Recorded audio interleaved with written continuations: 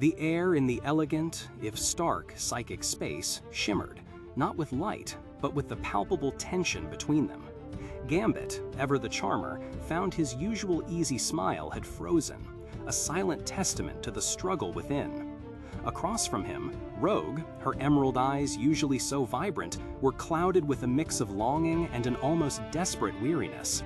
Between them, poised with an unnerving calm, was Emma Frost, the former White Queen, her telepathic presence a cool, guiding hand. This was their sanctuary, a mental construct designed for connection, yet it felt as isolating as a desert. "Try again," Emma's voice, a silken whisper directly in their minds, resonated with a patience that neither Gambit nor Rogue could quite muster. Feel the presence, not the power, the essence, not the barrier. For years, the physical intimacy between Rogue and Gambit had been a cruel jest, a dance of desire and denial. Rogue's mutant ability to absorb life energy, memories, and powers through skin contact meant a simple touch could be devastating, even lethal to her beloved Remy. This inability to connect physically had carved a deep chasm in their relationship, a wound that festered despite their profound love. It was this seemingly insurmountable problem that led them, with a mixture of hope and trepidation, to the formidable telepath, Emma Frost. Emma, always one for unconventional solutions, had proposed a radical idea, a psychic space, a mental construct where their minds could intertwine, where they could experience intimacy without the perilous touch. The initial sessions were steeped in a fragile optimism. Perhaps here, in this ethereal realm, they could finally bridge the gap. Emma meticulously crafted a detailed psychic environment, a serene garden or a quiet cafe, where they could exist, truly be, without the constant threat of Rogue's powers. She offered to facilitate a connection, where their thoughts, emotions, and even a phantom sense of touch could be shared, mind to heart to heart. But as the days turned into weeks, the promise of this psychic haven began to erode. What seemed like a brilliant solution quickly revealed its inherent difficulties. The very act of trying to create intimacy without the physical became an immense mental strain. Their deepest desires were laid bare, but so too were their insecurities and their profound sense of loss. Rogue, despite Emma's careful guidance, found herself instinctively pulling back, a lifetime of conditioning making even a mental connection feel like a threat. And Gambit, who thrived on physical connection and a charming spontaneity, struggled to translate his boundless affection into a purely cerebral exchange. The psychic space, instead of being a bridge, became a hyper-aware mirror, reflecting every unresolved issue, every unspoken fear. Their already fragile relationship began to creak under the weight of this new, frustrating endeavor. Arguments, born of psychic frustration, spilled out into their waking lives. The very therapy meant to heal them was now deepening their wounds, highlighting the intractable nature of their core problem. It was during this period of heightened vulnerability that a new, more insidious force began to stir. Mystique, Rogue's manipulative mother, watched these developments with a calculating eye.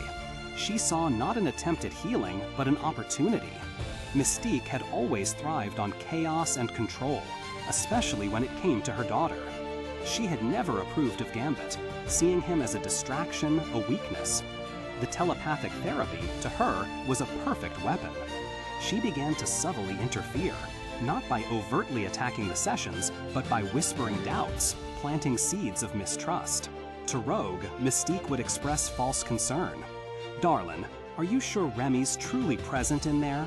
His mind, it always seems to wander, doesn't it? Such a charming rogue, but a rogue nonetheless." To Gambit, she would imply Rogue's lingering fears. "She's always been so guarded, Gambit. Do you truly believe a simple mind meld will break down walls built so high by pain? Or is she just using this as another excuse to keep you at arm's length?" Her manipulations were subtle, perfectly tailored to exploit their existing insecurities. Rogue's deep-seated abandonment issues and fear of being truly known flared, while Gambit's past as a thief and his own struggles with trust were reignited. The psychic therapy, intended to strip away superficial barriers, instead became a conduit for Mystique's poisons, amplifying their individual doubts and casting long shadows over their already strained trust. The conversations within the psychic space grew colder, more analytical, less loving. Every attempt at connection seemed to stumble over a freshly planted doubt, a resurrected fear. One particularly grueling session, filled with unspoken accusations and psychic static, marked the breaking point. The imagined touch in the psychic space felt colder than any real barrier. The imagined embrace felt empty.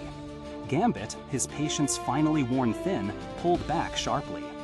"This ain't workin', Sherry," he'd said, his voice echoing in the mental void, tinged with a weariness that went beyond physical exhaustion. Rogue, her own eyes filled with tears, simply nodded. "I know, Gambit. It feels like we're just hurting each other in a new way." Emma Frost, ever the pragmatic telepath, simply observed their mutual concession with a somber understanding. The experiment, born of a desperate hope, had failed. The deepest wounds in their relationship couldn't be bypassed by a psychic shortcut. They needed to be faced, acknowledged, and perhaps, eventually, healed in the tangible, complicated world they inhabited. They stopped the therapy, their relationship more bruised than before. The psychic solution had only served to prove that some wounds are too profound, too intertwined with the fabric of their very beings to be mended by even the most powerful mental abilities. True healing, they learned, requires more than just shared thoughts. It demands an honest confrontation with reality, and the arduous, often painful work of understanding and acceptance, not just of each other, but of the very nature of their unique existence. Their journey with Emma Frost was a poignant reminder that love, especially a love as complex as Gambit and Rogue's, cannot always be solved by clever workarounds. Sometimes, the most profound intimacy comes not from escaping our limitations, but from finding new ways to exist within them, and from the unwavering commitment to navigating those challenges together, even when a perfect solution remains elusive. What do you think?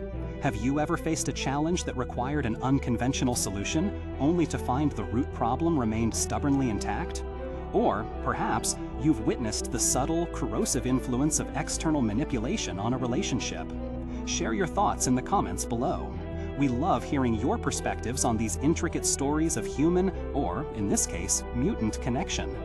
If you enjoyed this dive into the deeper currents of the X-Men universe, please consider following for more thoughtful explorations. Until next time, keep exploring the nuances of human experience.